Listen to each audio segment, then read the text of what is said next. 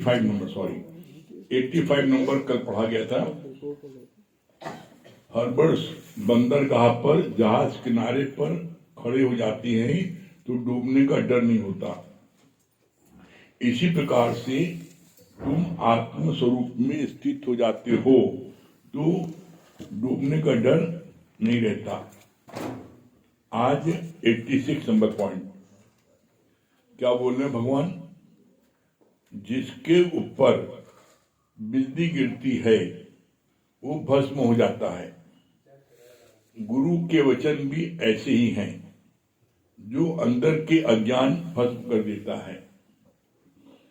इतना सुंदर एक ही सेंटेंस में सारा निचोड़ बता दिया है। क्या बोला है? 86 नंबर पॉइंट, जिसके ऊपर बिजली गिरती है वो तो भस्म हो जाता है। गुरु के वचन भी ऐसे ही हैं, जो अंदर के अज्ञान भस्म कर देता है।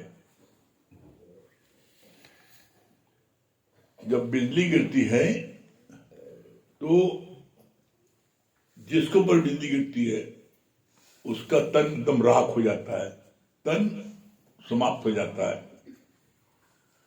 लेकिन बड़ा अचरज है, जब गुरु के ज्ञान की बिजली गिरती है तो तन भस्म नहीं होता, तन और स्वस्थ हो जाता है। अगर वो जितने यहां बैठे हैं, जितने सत्संग आ रहे हैं, जिसकी जो उम्र थी सब ठहर गई। 40 साल के हैं लेकिन पता लग रहा है 25 साल के। कितनी उम्र है? 40 साल। अरे देखने 25 साल लग रहा है। चेहरा मोहरा हेल्थ सब जो है ठहर जाती है और पहले से बेटर हो जाती है। तो जब दुनियावी बिजली गिरती है तो तन राख हो जाता है, लेकिन गुरु के ज्ञान की बिजली गिरती है तो तन और स्वस्थ हो जाता है। आप देख लो, पहले आप जो है जो मैंने खाते थे, सोचते थे कचड़ा डिब्बा है, जो मिले हराम का खाएगा, फटाफट चलो खा लें। शरीरम बारम परायम दुर्लभम, खा लो जितना खाना है। अब आप सोच विचार खाते हो, जो चीज आपको फायदा करती हो खाते हो। ज्ञान में आने के बाद में अब आप कोई भी चीज ऐसी नहीं खाते जिससे आप नुकसान हो।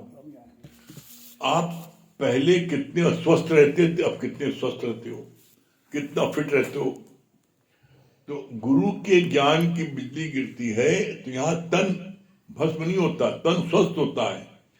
लेकिन मन में जितने भी बुराइयां हैं, जितने विकार हैं, जितने विषय हैं, वो सब भस्म हो जाते हैं।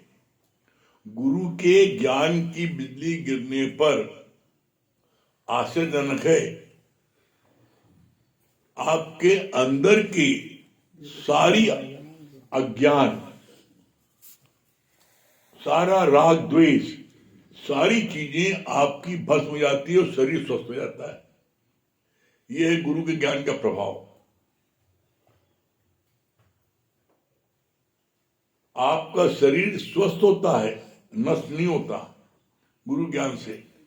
इसीलिए बोलते हैं मन मारन की औषधि सदगुरु देव बताए।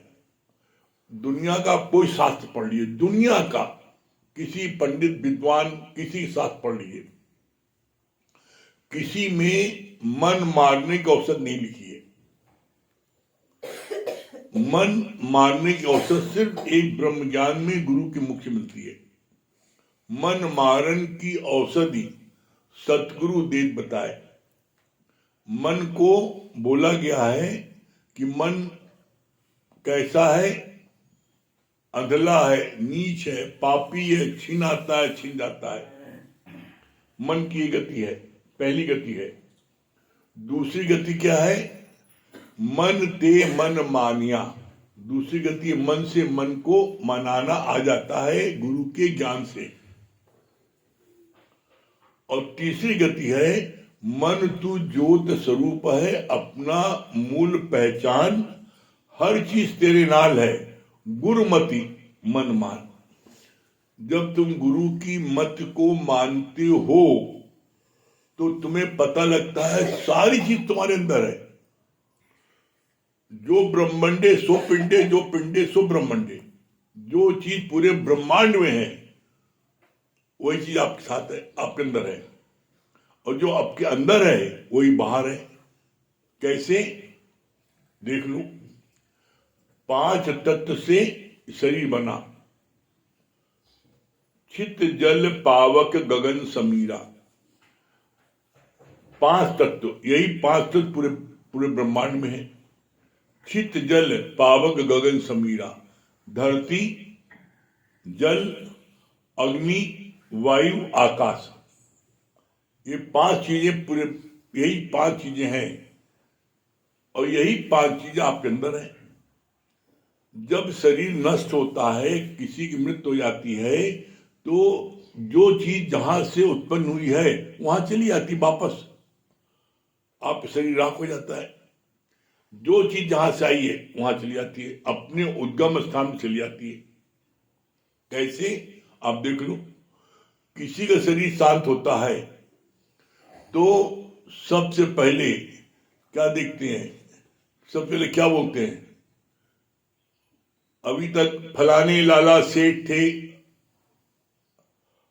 अब जैसे ही उनका शरीर शांत होता है तो जितने लोग आते हैं पूछने के लिए, पूछते फलाने लाला सेठ कब उठी है? मट्टी कब उठेगी?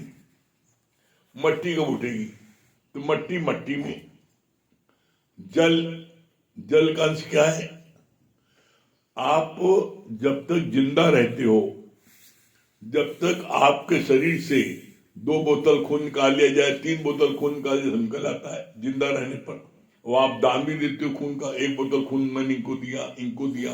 कितने लोग तो ऐसे ऐसे उदारचित हैं, या इतना उनको अंदर में होता है कि सबको कैसे हम बचा लें, वो हर 3-4 महीने खून देते ना।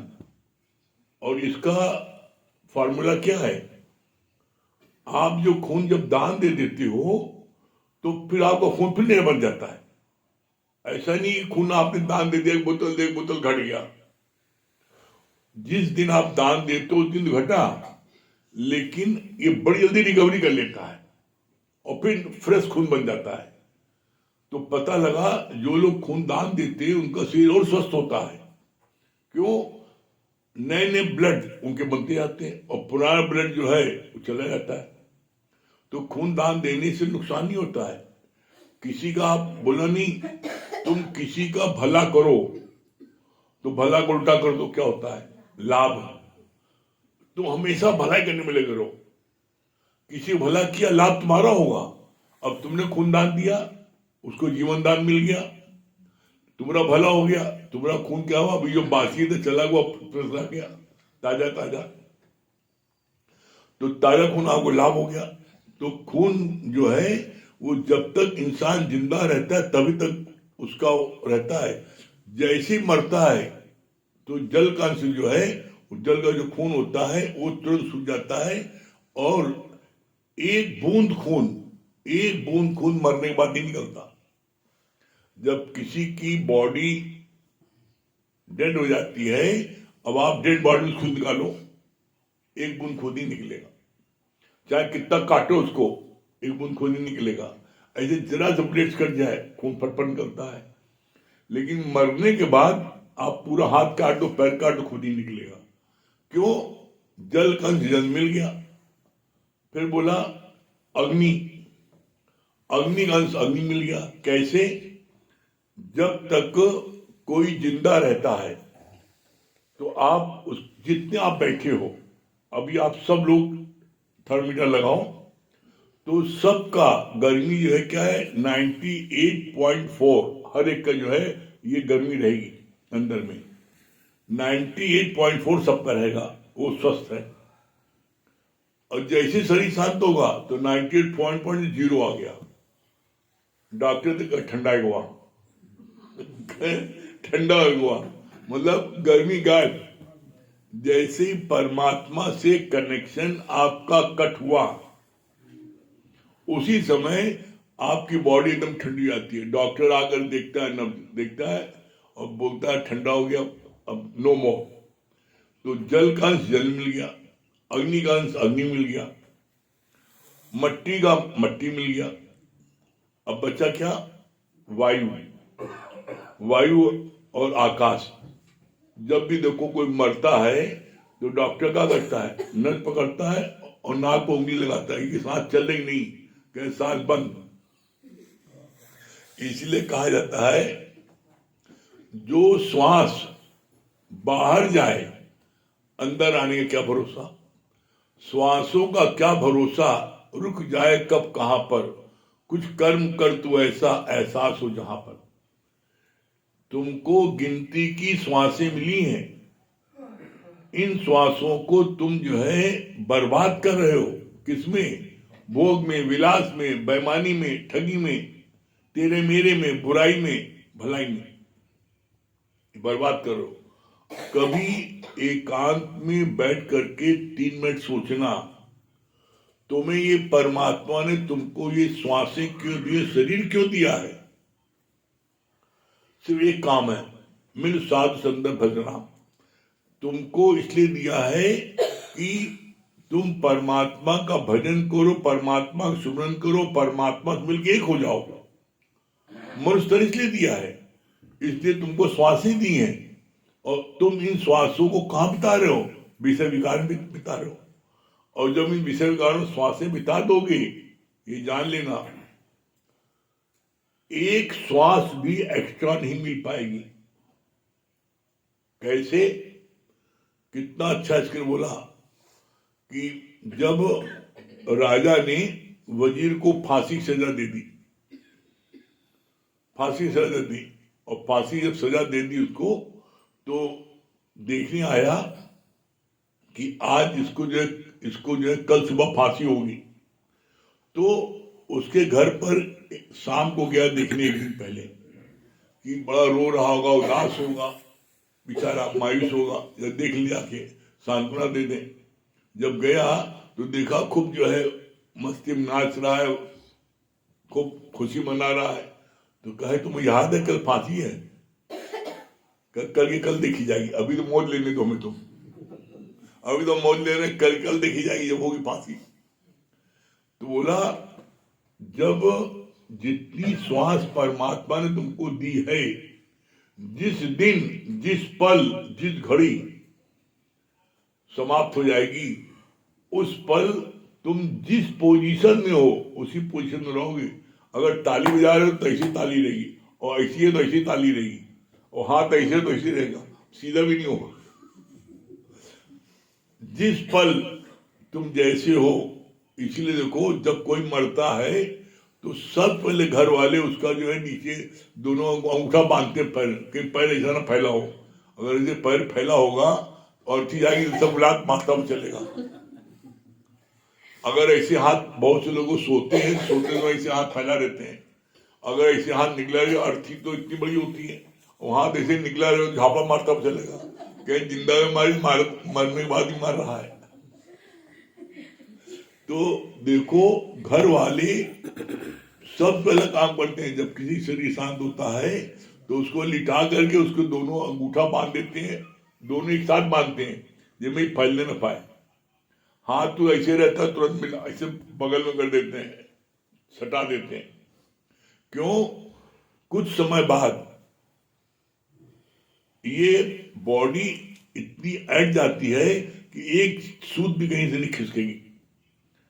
तो जितनी परमात्मा ने चाय भरी है, उसके बाद में तुम कहो हे भगवान जरा अपनी बिटिया की शादी कर ली तब ले चले हो, या नोट गिन ली अभी 99-100 गिन ली तब ले चलना, वो कुछ नहीं सुनेगा। जैसे हो, चाहे बाथरूम में हो चाहे सो रहे हो, चल मेरा भाई, कुछ नहीं सुनेगा। इसलिए बोला अजो कुछ नहीं बिगड़ो, अभी कुछ नहीं बिगड़ा है। आज और अभी ये निश्चय कर लो कि ये शरीर सिर्फ परमात्मा के लिए हमको मिला है, और परमात्मा का ही हम कार्य करेंगे। तो तुम्हारे को क्या है, तुम्हारे को भगवान ने बोला तुम्हारे सारे पाप परमात्मा जला के राख कर देगा। नो सिन नो मोर। तुमने आज तक जितने पाप किए हैं उन सारे पापों को गुरु कहता है मैं तुम्हारे सारे पापों को जला के राख कर दूंगा, लेकिन उसकी एक कंडीशन है। क्या कंडीशन है? नो सिन, सिन माने पाप। अब आगे कोई पाप न करो।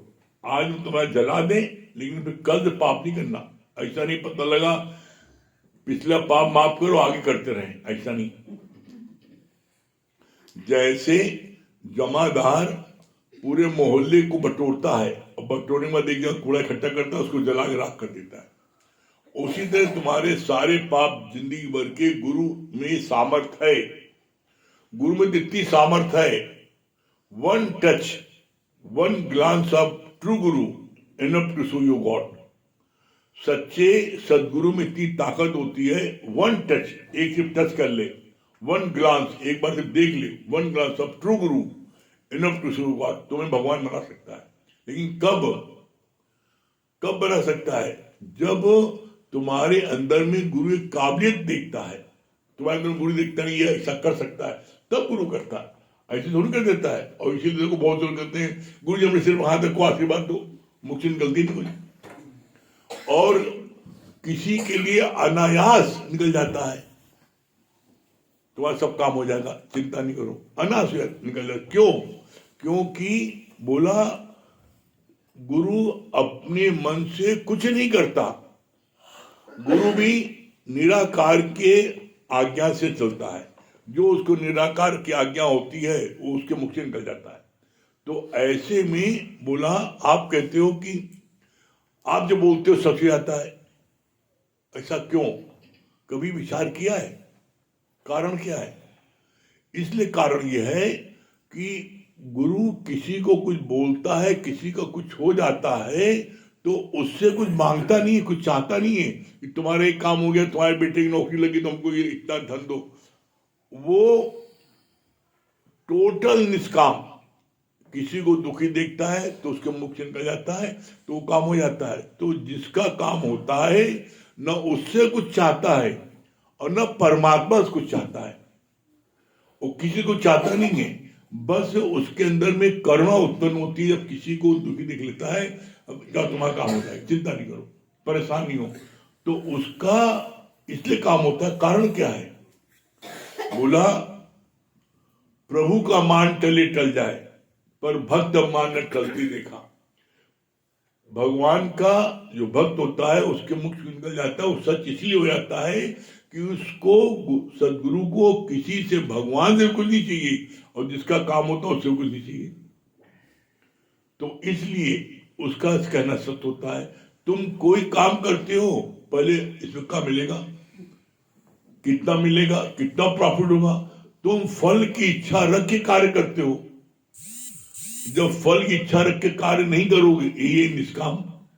गीता में जो कर्म की बात आती है, निष्काम कर्म है, और निष्काम कर्म जो करता है उसके लिए कोई चीज असंभव नहीं है।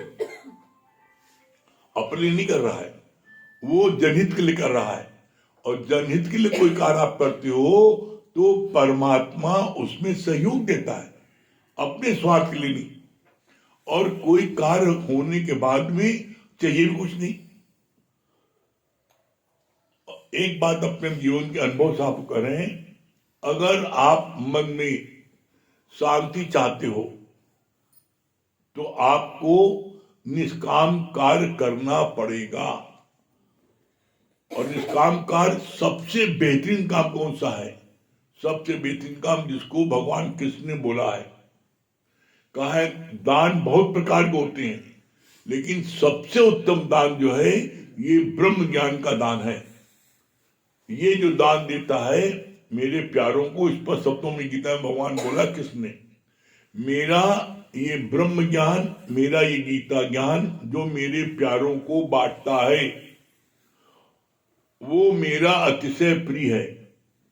उससे ज्यादा कोई प्रिय नहीं है, वो मेरा ही रूप है, और उसके योग क्षेम का भार मैं स्वयं उठाता हूं। इससे अच्छा काम कौन सा है? इससे अच्छा काम दुनिया में कोई हो अब बता दो। और इस काम को करने में क्या होता है, जो आप करोड़ों रुपए खर्च कर दो वो नहीं मिल पाएगा। करोड़ों रुपए खर्च कर दो, कौन क्या चीज मिलेगी? जब ये कार्य करो क्या मिलेगा? पहला आनंद, शांति, संतोष, प्रफुल्लता, पॉजिटिव थिंकिंग, ये 5 चीजें जो दिखेंगी नहीं आपको, लेकिन आपको अंदर मिलेगी। और ये 5 चीजें आप दुनिया की किसी दुकान से ले जाओ और कह दो हमसे तुम करोड़ों रुपए ले लो, हमें ये चीज दे दो। किसी आप ऑर्नामेंट्स की दुकान चले जाओ और उससे कहो भैया हमसे 5 करोड़ ले लो, हमें आनंद दे दो, तो शांति को पागल होगा। आनंद शांति लेना किसी संग को जो हमारे पास आए हो। आनंद शांति का कोई दुकान है ही नहीं ना दुनिया में। आनंद शांति की दुकान से ब्रह्म के पास है। जब हम भगवान का कार्य करते हैं तो ये हमें भगवान सहजता में ये चीजें 5 दे देता है। मर्जी आपकी है। चाहते हो आनंद, शांति, संतोष, प्रफुल्लता, पॉजिटिव थिंकिंग, तो ये परमात्मा कार्य करोगे तो तुमको मिलेगा। अन्यथा जिंदगी भर रोता आया और रोता रहूंगा। देख लो दुनिया में कोई एक व्यक्ति ऐसा हो जो कि परम सुखी हो, परम आनंद हो। किसी से पूछ लो कैसे मर रहे हो, कैसे है? अभी किसी से जरा पूछो ठीक है ना, क्या ठीक है? इतनी महंगाई बढ़ गई, इतना बढ़, सब लूटपाट मची है, सब तरफ कलयुग है और ज्ञानी मस्त है। क्यों? किसी को चाहिए नहीं। ये चीज अगर आप चाहते हो प्राप्त करना तो ये चीज प्राप्त हो सकती है जब आप इस कार्य में लगोगे। आगे हम भैया बताएंगे।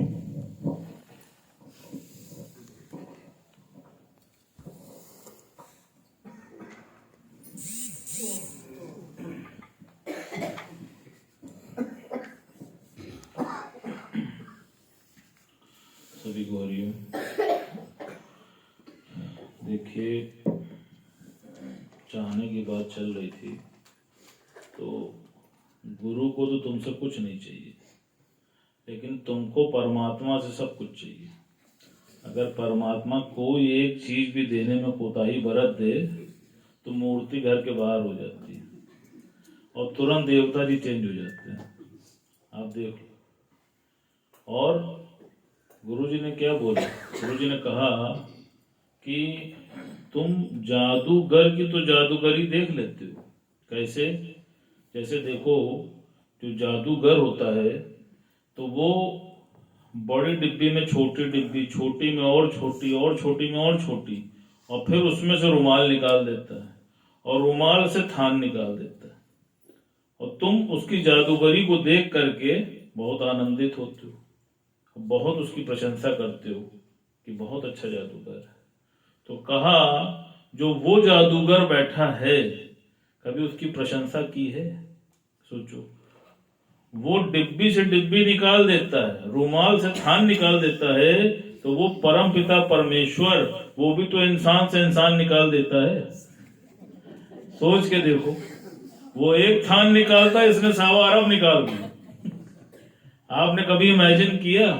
आप सोचो जरा, कभी उसका शुक्राना किया? नहीं किया। हर समय शिकवे और शिकायत में उलझे।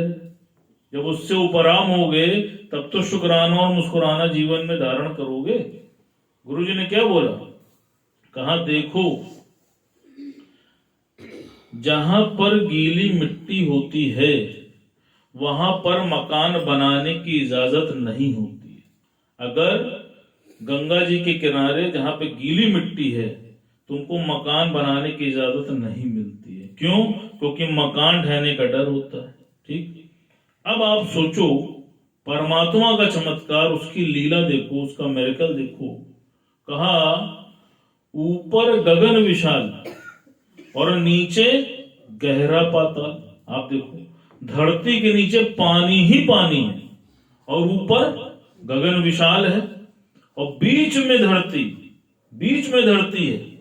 वह मेरे मालिक तूने किया कमाल, तूने किया कमाल।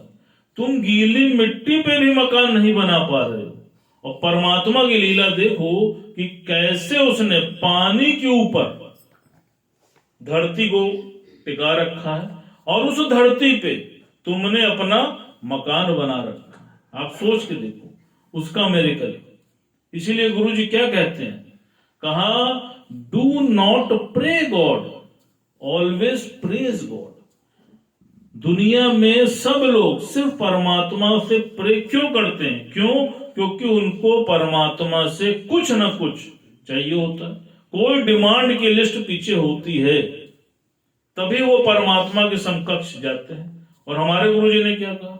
उन्होंने कहा प्रे मत करो, प्रे तो भिखारी करता है जिसको कुछ चाहिए, तुम प्रेस करो। परमात्मा ने तुमको क्या नहीं दिया है, अपने से पूछ के देखो। कहा देखो, जीवन की जितनी भी बहुमूल्य चीजें हैं जिनके बिना तुम्हारा जीवन नहीं चल सकता, वो परमात्मा ने तुमको फ्री दी। आप देखो, चाहे सूर्य हो, चाहे पानी हो, जितनी भी चीजें हैं सब कुछ दी कि नहीं। यहां तक आप देखो कि तुमने परमात्मा से कभी प्राणों को मांगा है, लेकिन उसने फिर भी तुमको दिया है। अगर तुम्हारे शरीर में प्राण ना हो, श्वासें ना हो, तो क्या तुम्हारा जीवन चल सकता है? तुमने कभी इसकी डिमांड गॉड से की है क्या? लेकिन तुम्हारे बिना मांगे उसने वो भी तुमको दिया है। लेकिन फिर गुरु जी ने क्या बोला? कहा मांगन मरण समान है, मत कोई मांगे भीख, और मांगन से मरना भला, ये सतगुरु की सीख। आप देख लो, हमारे सतगुरु ने हमको बिन कौड़ी का बादशाह बना दिया है कि नहीं बताओ? और उससे मजेदार बात क्या है, बादशाह चाहे जंगल में हो और चाहे राजमहल में हो, बादशाह बादशाह ही होता है। ये नहीं कि जंगल में वो चौकीदार हो जाए, जंगल में भी बादशाह ही कहलाएगा। गुरुजी ने क्या बोला? कहा सिर्फ तुम अपनी चाहना छोड़ दो। तुम अभी बेताज बादशाह, जिसको किसी से कुछ नहीं चाहिए तो वो बादशाह है, और जिसको कुछ भी चाहिए तो वो फकीर। आप देख लो, कई बार गुरुजी बोलते ना, चाह चमारी चीमड़ी अति नीचन से नीच, और तू तो पूरन ब्रह्म था यदि चाहना होती बीच। एक चाहना ही तो तुमको दर दर की ठोकरें खिला रही है। अगर तुम आज से अपनी डिमांड को बंद कर दो तो बताओ, तुम्हें किसी चीज की आवश्यकता है? किसी भी चीज की आवश्यकता नहीं है, लेकिन इसके लिए तुमको निरीक्षा होना पड़ेगा और भगवान पर विश्वास करना पड़ेगा। जैसे कई बार बात चलती है, एक पिता ने अपने 2 पुत्रों को एक एक खेत दे दिया और कहा कि बेटा जाओ और जा करके इसमें कुछ फल फूल सब्जी उगाओ। कहा ठीक है। एक बेटा जो है बहुत लोभी किस्म का था, वो गया, उसने वहां पर फलों की खेती की, और दूसरा जो बेटा था वो बहुत ही विनम्र था, पिता के प्रति बहुत डेडिकेटेड था, उसने भी फलों की खेती की।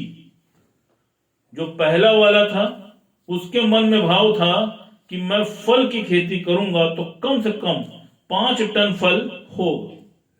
अब 5 की बजाय 4 टन हो गया। अब वो दुखी हो गया, अरे मैंने तो 5 सोचा था, ये 4 हो गया। और जो दूसरा वाला था उसने सिर्फ खेती की थी, उसने सोचा कुछ नहीं था। अब जितना भी फल हुआ उसको पाके आनंद प्राप्त हुआ। अब ये बताओ, जिसने चाहत नहीं रखी तो क्या उसके खेत में फल नहीं हुआ? हुआ कि नहीं हुआ? और जिसने रखी, अगर उम्मीद बड़ी रखी और उम्मीद से कम हुआ तो वो दुखी हुआ। इसी प्रकार परमात्मा ने बोला, कहा तुम भी गॉड से कुछ मांगो मत। कई बार बात चलती है, पहले बनी प्रारब्ध और पीछे बना शरीर। आप देख लो, आपके शरीर की हर जरूरत की पूर्ति परमात्मा करता है कि नहीं करता? कल भी ये बात चली थी कि जब तुम मां के गर्भ में होते हो तब भी भगवान तुमको वहां तक अन्न पहुंचाता है। अब मनुष्य से अभागा कौन हो सकता है? जब मां के गर्भ तक वो तुमको अन्न पहुंचाता है तो तुम क्यों चिंता करते? आप सोच के देखो। और जिसने परमात्मा को समर्पण कर दिया है, आप देख लो, वो बादशाह की तरह जीवन बिता रहा है कि नहीं बिता रहा? आनंद में रह रहा है कि नहीं रह रहा?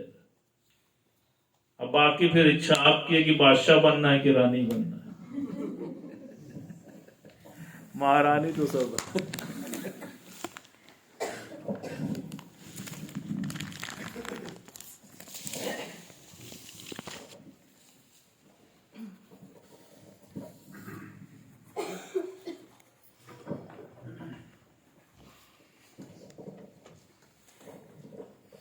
तो हरिओम, राम राम। अनमोल तेरा जीवन यूं ही गवा रहा है, अनमोल तेरा जीवन यूं ही गवा रहा है। किसी और तेरी मंजिल किसी और जा रहा है, किसी और तेरी मंजिल किसी और जा रहा है। अनमोल तेरा जीवन यूं ही गवा रहा है। सपनों की नींद में ही ये रात ढल न जाए, सपनों की नींद में ही ये रात ढल न जाए। पल भर का क्या भरोसा